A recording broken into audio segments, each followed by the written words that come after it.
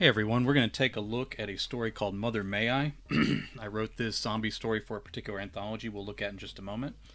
If you are interested in following me on Twitch, there are 31 stories for Halloween on my Patreon page. That's patreon.com/jwilburn. And one story a day all the way through Halloween. It includes some video clips of me, in some cases, writing the stories, in some cases, reading the stories, and then a mix of horror and fantasy and all sorts of stuff. So hopefully, anyone who's interested in a story will find something they like there. Coming up in November, I'm going to be doing NaNoWriMo, and this year I'm going to do the first 50,000 words, all on Twitch. So we'll have fun with that. I don't know if that'll be the complete novel at that point, but however far 50,000 words gets me. And of course, any novel done during NaNoWriMo requires a good bit of editing and revising.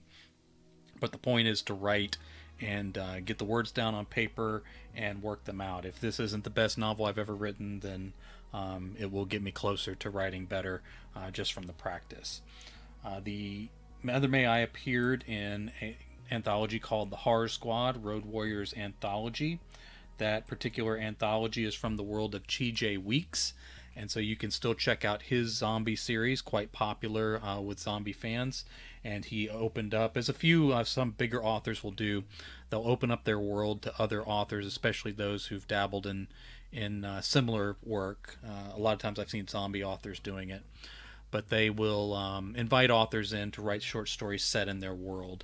And a lot of times we're kind of careful with their characters and don't do anything that would ruin the story necessarily, but it becomes canon for that particular universe of stories. And I got to write Mother May I for TJ Weeks' Horror Squad universe. So very excited about that. Let's go ahead and get started. I don't know how much editing we'll need to do. This one has already appeared somewhere, but of course stories can always use improvement. So let's take a look at Mother May I. All right, Mother May I by J. Wilburn. She walked down the center of the street, to avoid the debris, even though it exposed her to view from any of the monsters, living or dead. Who might also be hunting these streets for food. She was old even by pre-apocalyptic standards. After the zombies chewed their way through retirement homes and punk millennials on their cell phones, she might have been the oldest woman left in the world. Maybe the oldest there would ever be again, even if she got her bones gnawed by the hungry dead this very afternoon. Her mother lived to be 99 before she passed. Her grandmother lived to be 104, and story was her great-grandmother had surpassed that. She wasn't far behind even with the zombies. No need to clamber over a trashy sidewalk and break a hip now. She had the kids to duck in and out of buildings and leap spry over the clutters on the sidewalks. Young kids needed exercise, after all, and they all needed food, medicine, clothes, weapons, and whatever else they could scavenge. Holly darted out of the shop to the left. "Mother, look what I found." Mother's heart leapt painfully in her chest. That wasn't something she thought she could take too many times in a day. Her hardening arteries weren't going to absorb those impacts much longer. No doctor to visit for tune-ups anymore. Holly's voice echoed off the buildings around them like a threat and an invitation at the same time. Her little pink shoes with the flashing lights on them crunched on glass outside the busted shop window. She kicked the beer can and it clattered out into the street in front of the 4-year-old, almost to where Mother's cane rested. Holly was the youngest and therefore the toughest to convince to be quiet. Mother doubted the girl would remember what the world was like before zombies, if she lived long enough to remember anything at all. Her hair needed to be brushed and combed before it was too knotted to do anything with, but cut off and start over. Mother couldn't remember if there was any shampoo left from the last run. Run, she thought. Mother almost laughed at that. Her heart couldn't take a lot of unnecessary laughing either, but the idea of running. She wouldn't run if something were chasing her, literally. Holly held out a children's Bible with the cover upside down for Mother to see. "Look, I found one." Mother adjusted her apron with her carry items in the pockets. The weight made the strings dig into the back of her neck, but a woman had to carry things when she went out, whether there was an apocalypse on or not. Then Holly was always loading up on books and toys, too. Holly already had 2 other picture Bibles along with a number of other books back at their place. You couldn't eat a Bible, no matter how many times you read the story about the bread of life with a pastel Jesus splitting fishes and loaves on the color plate on the facing page. Still, Mother encouraged the kids to get books to read. That's a fine one, Holly. Let me help you wrestle it into your pack. Holly held Mother's cane without being asked. It stood taller than her matted scalp. The old woman's hands shook as she grasped the puffy cover of the Bible and unzipped Holly's pink backpack on the girl's shoulders. She had to wiggle the corners of the book before zipping it back. As usual, the book took up most of the space in Holly's pack. You can read it to me later. Sure, Mother's eyes didn't do well with the print, even with her glasses, but she knew these stories well enough to lie her way through them. Holly didn't seem to notice or care that the tellings weren't exactly the same each time. Mother retrieved her cane. Perfect fit. See if you can find any shampoo bottles too, baby girl. I'm not a baby anymore. I'm helping just like the big kids. You sure are, baby girl. And what do you do if you see anyone, no matter if they talk or not? Holly smiled and cut her eyes from side to side, as if looking to see if her parents were watching. I run like hell. Her voice echoed again as if she were giving a war cry. She ran down the street ahead of Mother. Holly, it was the old woman's voice echoing now. Forgetting something? She came to a halt in the street. Sorry. Mother, may I? Yes, you may. Holly ducked into the broken front door of a townhouse without a sign of hesitation or caution. If she did see her parents at this point, Mother shook her head, she better know to run like hell. They wouldn't be grabbing her to tuck her in. That much is for damn sure. Holly was tough, even and especially for a 4-year-old. Only way a kid that young could survive in a world like this. It was Holly who named her Mother, and the other kids had picked up on it and wouldn't drop it again. Peter stepped out on the alley a couple doors down, past where Holly had vanished. Mother set to walking, but Peter trotted toward her, probably figuring his 9-year-old legs could do more with the distance than her ancient ones. He was the oldest, if Mother herself weren't counted, and had tried to call her old Mother for a while before finally letting it go. His black backpack already looked heavy with spoils. Heard Holly from 2 blocks over. Yeah, everyone hears Holly. You find some good shopping there, Peter? He smiled with half his mouth and then shrugged. I don't know, some. Mostly cans of beans and a few other bottles of stuff. Nothing great yet. Beans cook up nice and fill the belly. He rolled his eyes with all the conviction of someone who might live long enough to be a teenager, maybe. How many damn beans can we eat? As many as we can find, I imagine.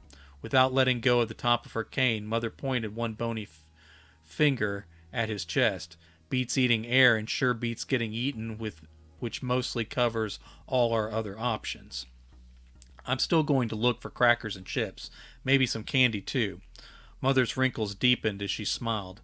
Knock yourself out, kid. If you find any that haven't melted or hasn't been chewed through by rats, you deserve it. I won't even make you share it with the others. He frowned and turned away. I'll share it. Good for you, boy. Good for you. Good on you. Peter took a few steps away. I'm going to be looking for some fresh meat, too. We've been eating only cans for a while. I'm game for that plan, my boy, but don't forget, sometimes fresh meat fights back, same as we do. I know. He stopped and crouched before drawing his knife off his hip. Mother's heart did a painful flip again. Her hearing and eyes weren't as keen as the little ones, but she scanned the street all around her for a sign of whatever had spooked Peter. The creature lumbered out from a Title Loan outfit on the next corner. Mother looked back to the doorway where Holly had gone looking for shampoo and probably a couple extra Bibles too. If the neighborhood started getting thick with dead, they'd have to pull up stakes and scavenge elsewhere. Peter would need to go collect Holly while Mother rounded up the others. It appeared to just be the one, but it always started with just one, now didn't it?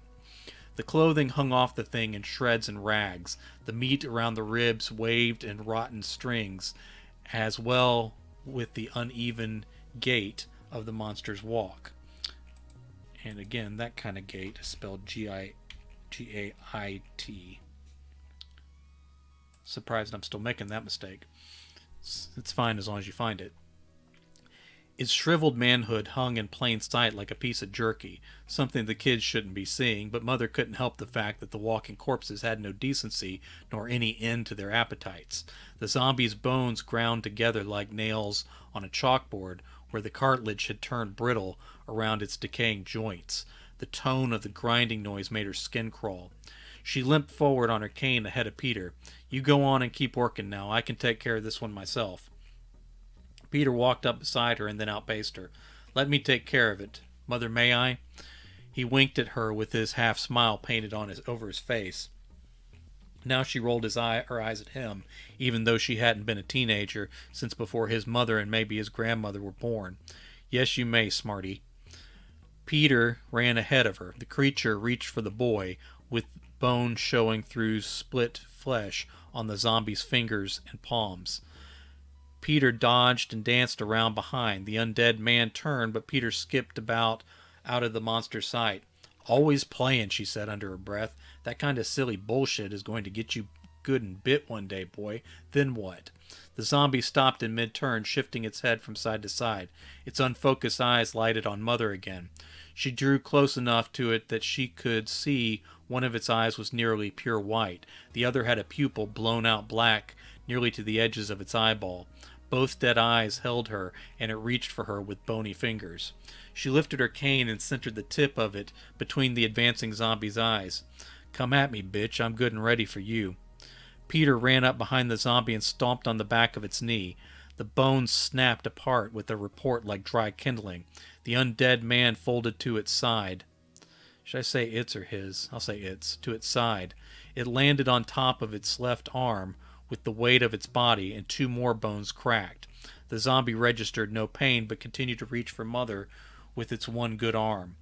Peter rammed the blade of his knife into the zombie's ear hole up to the hilt guard. He twisted the handle to stir up the creature's brains, causing a greenish-yellow ooze like some cartoon snot to well out of the spreading wound. Mother didn't react seeing that sort of thing before. Mother didn't recall seeing that sort of thing before.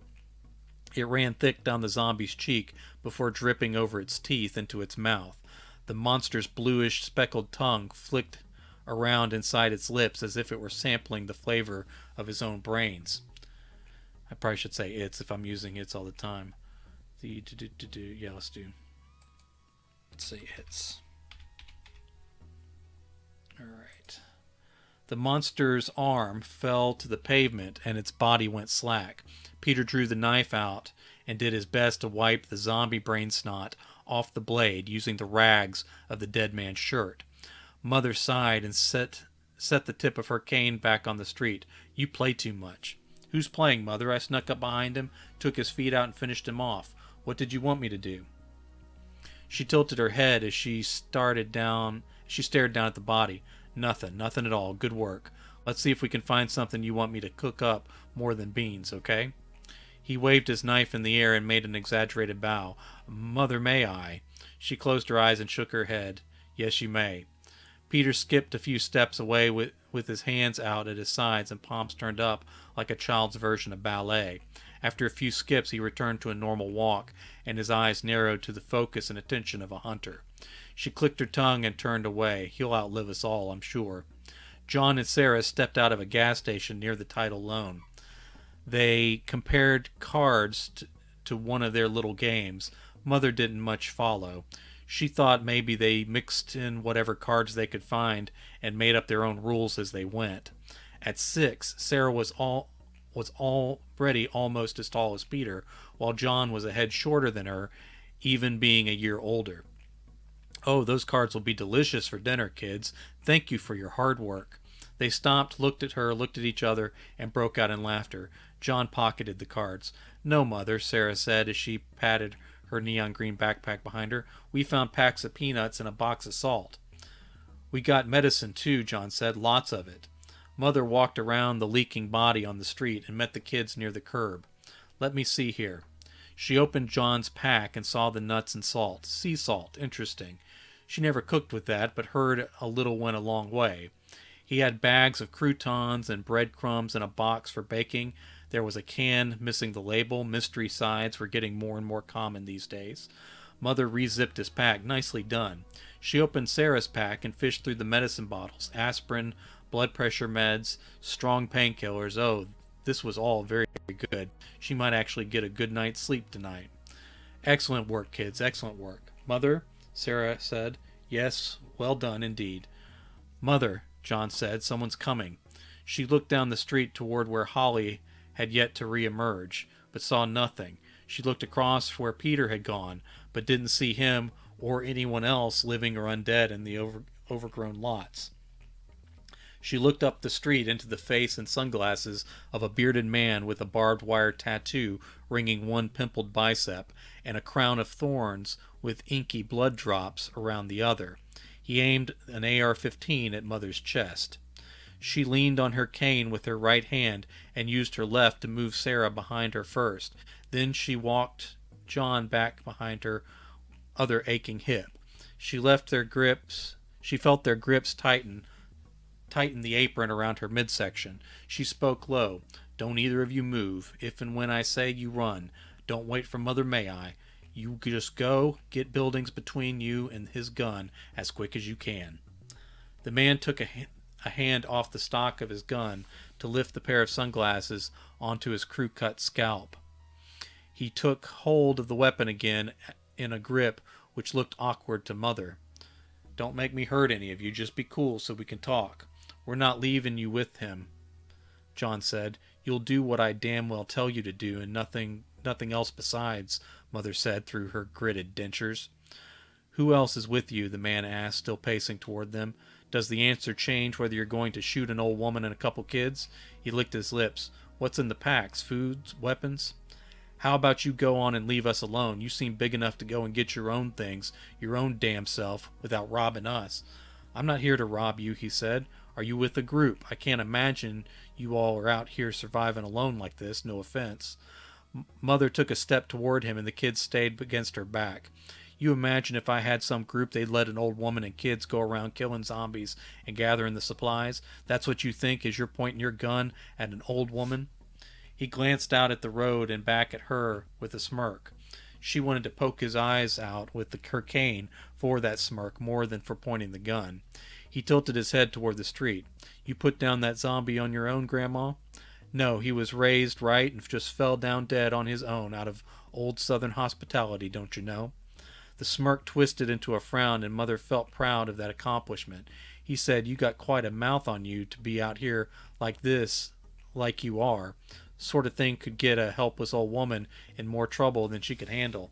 So if I was more polite to an asshole who points his big gun at old women and children, does that change how many bullets he's going to decide to put in me before stealing our backpacks? Is that it then? It might in some cases. After a couple breaths, he lifted the bore of his weapon to the sky and looped the strap over his head. The rifle hung at an angle across his chest, where he sweat through his green t-shirt in swatches. Seemed awkward to wear the weapon that way instead of across his back. He had a handgun in a hip holster and a hunting knife on the other hip. He held out his large empty hand in front of her. His large empty hands in front of her. I'm not here to kill or rob you, just being cautious. Dangerous world full of dangerous people. Do tell, Mother said. He laughed and lowered his hands to his sides. We have a group in a bit of a compound facility near here. We hunt and scavenge this territory. Are you new here, wandering through? Or you've been here a while and we're just now finding each other? Not inclined to say just yet, actually. Look, we're working this territory and trying to stay alive, same as everyone else. We don't want our crossing paths to lead to trouble is all. Your territory, then, Mother made a show of looking at the buildings around her. You selling the Amway door to door? You can take the west side neighborhoods, and we can sell to the apartments on the east side. Cute, he said. We can take people in, but everyone has to earn their keep. Food and supplies are scarce, so we can't just take in every hungry mouth, even if they are old women and children, see? Yeah, I see plenty, believe me. She lifted her cane enough to wave the end above the street. You seen us banging on your door begging for your charity, did you? don't recall that myself. I recall minding my own business when some sweaty brute stalked up the street waving his weapon around like a little boy playing soldier. That's what I recall seeing, actually. Okay, we started off wrong. I'm Stuart. He extended his hand. Mother used her cane as she walked closer to his reach. Mother, I found shampoo at Strawberry. Look. Holly's words echoed as only a voice could. Stuart reached for as only her voice could. Stuart reached for the gun on his hip. Mother placed one fragile hand over the top of his. She stood no chance of overpowering his draw, but she hoped that the impression of her age and touch might balk him all the same. She's just a baby, Mr. Stewart. We're out here alone gathering for our own selves. It's just me and the kids, I swear it. Who's that man? Holly shouted. He narrowed his eyes as he stared over Mother's head at the little girl. He didn't draw his gun, but he didn't let go of it either. How many kids are there? 4 of us, John said. Shut up, John, Sarah said beside him as she held Mother's apron. He's right, 4 children and me. We ain't looking for no trouble either. Stuart stepped back. Did I spell Stuart the same way every time? Yes. Stuart stepped back away from Mother's touch with his hand still resting on the gun in the holster. He has guns, Holly said as she arrived, carrying a half bottle of strawberry shampoo. Just a couple, cutie pie. Stuart winked at Holly, and Mother hated it more than the smirk. She took a step forward and let go of her cane. It clattered to the street, and Mother held her hip over her apron pocket. Oh, now I've gone and done it. Too old for this life. Holly stepped around to reach for the cane, but Mother put a hand on the girl's shoulder and stayed her, the same as she had with the hand on the gun. Stuart released his gun and leaned over to pick up the cane. Peter ran from the curb with his knife drawn and raised above his head. A film of dried yellow and green zombie brain ooze still clung to the blade. Mother raised her hand. Peter, no, don't. Stuart stood with Mother's cane and turned to face Peter. What the hell? Why not? Peter said, still holding the knife. You don't use the same knife you kill zombies with on living meat, boy. Think. Stuart looked on Mother as she drew a revolver from her apron and thumbed back the hammer. He dropped her cane and reached for his gun, but she fired between his eyes before he could. The back of his skull blew out, and Peter staggered away, spitting on the pavement and cursing. Stuart stood up straight and stiff with his eyes still wide and the back of his head missing. Then he fell backward, landing on the street with the sound of a bag of cement. Holly plugged her ears with both fingers, and her shampoo bottle sat on the ground between her feet with the cartoon Strawberry staring up at her in delight. Peter wiped his mouth on his sleeve. Gross. Sorry, I wasn't thinking. I tried to do it fast. Well, it's done now. We need to move. Zombies come for gunshots, and we can't carry him whole. Get to work. Holly handed Mother her cane and took off her backpack. She unzipped it and put away her shampoo. The other kids went after the body, stripping Stuart of his weapons and ammo. They found a cigar in one of his pockets, and Peter slipped it into his backpack. Mother rolled her eyes but didn't mention it. Time's wasting, kids. Keep going. They used their clean knives to slice through his clothes along the seams on the sides. John took the belt out of the loops and put it into his backpack. Peter lifted his clean folding knife over the body. Mother, may I? Yes, you may. He stabbed into the thigh and carved up the side. Like I showed you with the others now. Be quick, Peter, but be deliberate. John and Sarah cut at the other thigh. Sarah took out the gallon-sized Ziplocs and held the bags open as the other kids fed their cuts of meat into them. Holly sealed it, set it aside, and opened a new bag. They cut meat from the ribs, chest, and arms, filling up the bags. Mother watched the street in both directions. Close to the bone like I showed you. Don't waste any. I think we got the front, Peter said. Roll them together. We want all the good cuts from the back. The kids heaved, including Holly, and rolled Stuart onto his eviscerated belly. Peter went after the buttocks. Sarah carved at a thigh, and John cut into his back.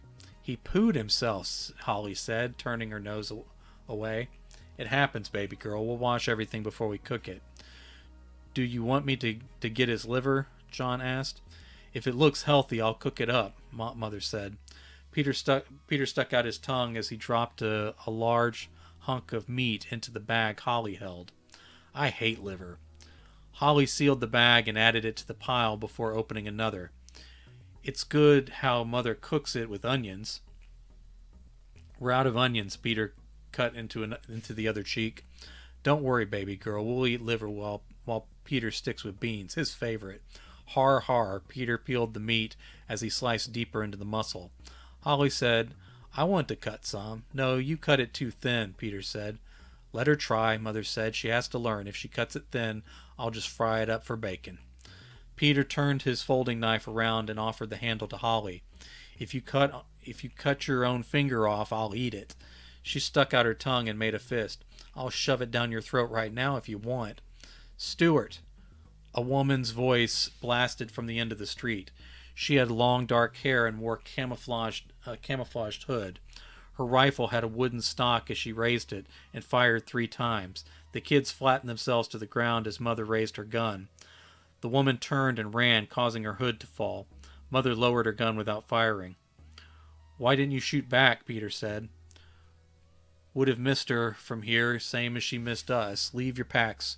John and Holly, help me load everything up. This meat will have to do. Peter and Sarah, go get her. Peter stood up. For food? No, we only carve what we can eat before it spoils, Mother said. Then what do we do with her? Sarah asked. They have a group. We can't have her going back to tell them about us. We need to finish the job. Stop her and let me find out what she can tell us. Kill her if you have to. Be careful because she has a rifle. Peter put away his folding knife and took out the stained one. Sarah and Peter dropped their packs and ran after the woman up the street. Get everything packed up. Mother struggled down to her knees and helped them load the bags of meat into the packs. I'm too little to carry all this, Holly said. You're little and I'm old, but we all have to do things we don't want to do in order to survive, Lord knows.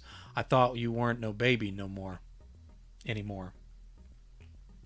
Mother turned on her knees and saw a dozen rotten bodies lumbering along the street past the shops and apartments toward the title loan. If my shot didn't bring him, that bitch's little fit sure did. Help me up, kids. 2 more shots cracked off in the distance from up the street. Mother took 2 of the packs and Stuart's AR-15. As they walked, Holly said, It's too heavy. They'll catch us. Hush up, girl. The zombies will stop to eat up what our old buddy Stuart back there. We got time to get away. Just keep walking. Mother ended her lecture with a groan and leaned hard on her cane. Let me take another bag. I can do it, John said. Take Holly's then, please. Poor girl's about to tip right over. The zombies did indeed gather around Stuart's body as the 3 of them moved between the houses and along the fences around the yards. We didn't get the liver, John said. We'll be thankful for what we did get, Mother said. 3 more shots sounded to the right. Mother turned and they moved between houses that way. Shouts rose from their left and Mother led them that way through an open back door on a 2-story house. Mother stopped at the foot of the stairs and shed the packs. Push that door closed and brace a chair up on it. Guard our stuff and shout if anything else comes up on us. I want to come with you, Holly said. Mother, may I? No, you may not. Do as I told you. Hear? Mother leaned heavy on her cane and the railing as she walked 1 stair at a time. From upstairs. Back off. Both of you back off. Mother negotiated the steps without looking how many were left. She didn't want to get discouraged. She heard the kids drag the chair into place below. She took a breather at the top and felt dizzy when she looked back down. John and Holly stared up at her. Mother gave a thumbs up she wasn't really feeling and rounded the corner. A bedroom converted into an office had a desk. Bookshelves lined cabinets and the hooded woman swinging her gun by the barrel like a club. The stock caught a laptop on the backswing and shattered the black screen. Out of bullets, bitch, Mother thought. Sarah and Peter stood out of reach with their knives drawn.